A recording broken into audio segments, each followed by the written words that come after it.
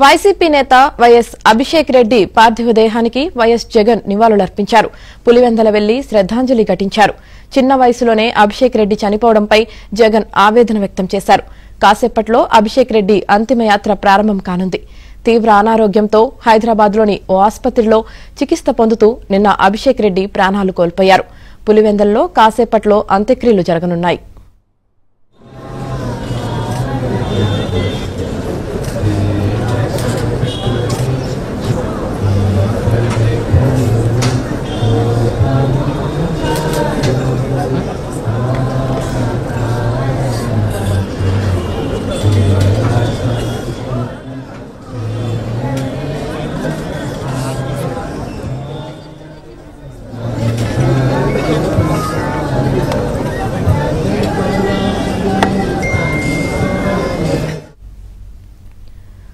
YCP నేత YS Abhishek Reddy పార్థివ దేహానికి వైఎస్ జగన్ నివాళులర్పించారు.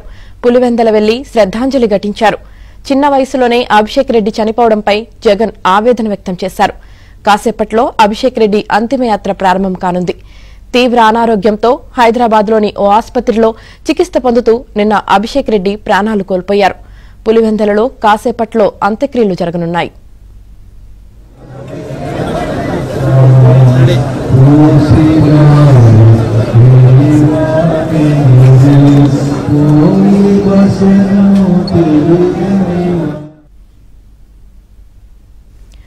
పార్టీలకు అతీతంగా వైఎస్ అభిషేక్ రెడ్డి మృతదేహానికి పలువురు రాజకీయ నాయకులు నివాళులర్పిస్తున్నారు. పులివెందల టీడీపీ ఇన్ఛార్జ్ బీటెక్ రవితో పాటు ఎమ్మెల్యేలు నివాళులర్పించారు. వైఎస్ అభిషేక్ రెడ్డి గారి మృతి ఈరోజు చాలా కూడా బాధాకరం. ఈ వయసులో వైఎస్ ప్రకాష్ రెడ్డి కుటుంబానికి గాని మరియు వైఎస్ మదన్న కుటుంబానికి గాని ఇంతటి తీవ్ర విషాదం రావడం కూడా నిజంగా కూడా చాలా కూడా బాధాకరం. ఇది అంతకుముందు గతంలో కూడా వైఎస్ ప్రకాష్ రెడ్డి గారి అబ్బాయి అయినటువంటి పాల్రెడ్డి గారు కూడా అంత 34-35 సంవత్సరాల్లోనే మరణించడం జరిగింది. అదే పద్ధతిలో ఈరోజు అభిషేక్ రెడ్డి జరగడం కూడా ఆ కుటుంబానికి చాలా తీవ్రంగా లోటు. తర్వాత మేము కూడా ముఖ్యంగా రాజకీయంగా తర్వాత ఈ రకంగా ఎదిగేదానికి అంతో ఇంతో కూడా పాల్రెడ్డి గారు కూడా మమ్మల్ని బాగా ఎంకరేజ్ చేశారు. మేము ఈ రాజకీయ ఎదుగుదలకు కొంచెం పాల్రెడ్డి గారి పాత్ర కూడా ఉంది.